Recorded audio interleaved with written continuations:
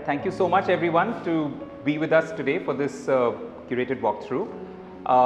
My name is Rahul Kumar. I'm an artist, an art journalist, a curator, but I think above all a friend of Seema. We've known each other now for I think about 12, 13 years. Long time. And I've really admired her work for a very, very long time, and it's becomes an honor for me to be leading this walkthrough for all of you today.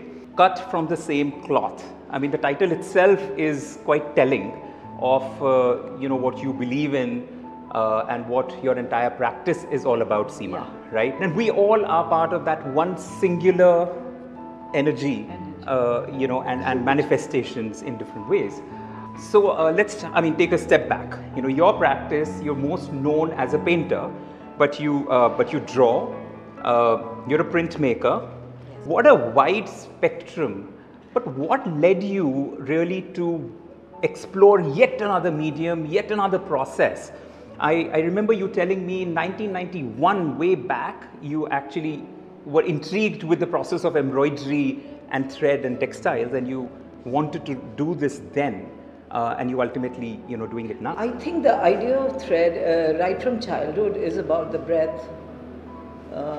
Stitching. All the, the Sufi and the Bhakti saints, they were discussed very freely in the house. The songs, like my uncles and my dad would sit down, and on the table only we would start, and the whole family would be singing Bulle Shah or Baba Farid or Baba Nanak. So it was a very different kind of a space that I come from. It was we are from Punjab, from Greater Punjab, and I think Sufi and Bhakti saints, there was no difference that these are Sufis and these are Bhakti saints. Namdev and all these saints have been discussed very openly in the religious books. And multi-religion influences in the whole, right? They were there. And in all your works, again, there is a lot that goes on. There are a lot of elements. There is nature, for sure. There are animals of all kinds. And very often you bring yourself and your space and into these your are my work. pets. These are my pets. And your pets. Fido is no more there. They're there. They're there. And your studio with the paint, your paint bottles very much come in. Yeah, very much. And then, there are these elements like a peacock. I mean, the whole grace and beauty of it is something that you're borrowing using the peacock. And I see your chair, your favorite chair in your home, and you're sitting right there. So are you in your work as an observer? Are you in your work as what are you contributing? I'm not only an observer, but I'm a part of the whole existence of this work, because this work is alive for me. I'm alive for them, and these images are alive for me. They're my friends. They talk to me most of the time. And the conversations you're reading all over the place, that the poetry that we call, it is the conversation that I have with them.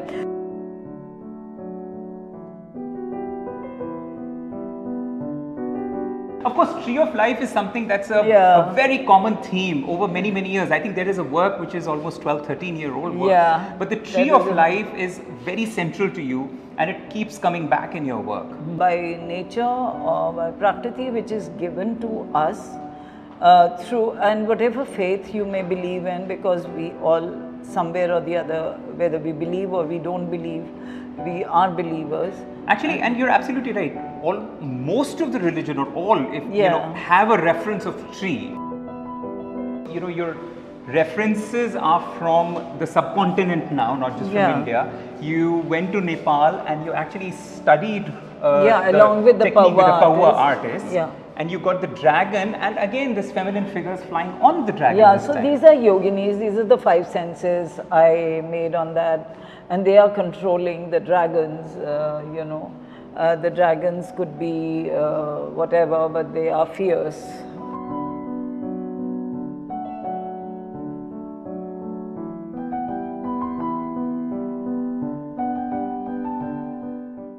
Now this is again a very powerful, significant, large work. It's Baba Bulle Shah, something again that you said, multiple religions, the Sufi, the whole ideas were constantly discussed and exchanged when you were growing up as a kid.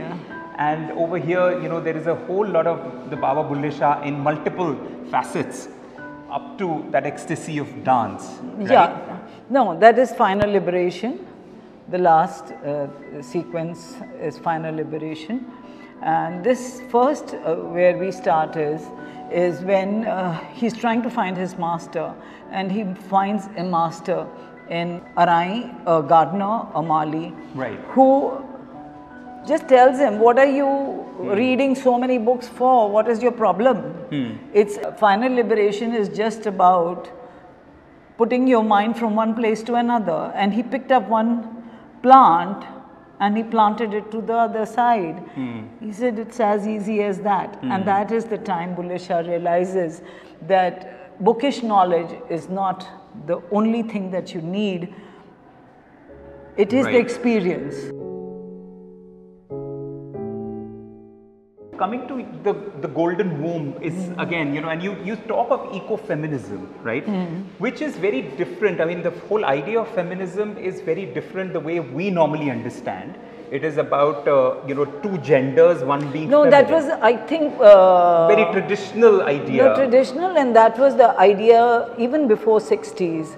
We Correct. crossed that long time back. And your idea of feminism is every creation, anything that takes birth, it is the feminine energy that allows for and gives birth, right? Yeah. So the celebration of your feminine and ecofeminism that you talk of is actually based with that ethos. So it is more than just ecofeminism. I just step into another space called spiritual ecofeminism. Right. Because I bring in the spirit, the idea or the enhanced feminine which is there, which is not female. I'm not talking about female, I'm talking about the feminine. And that is where I make a difference between being the feminist probably of 60s or 40s or 50s.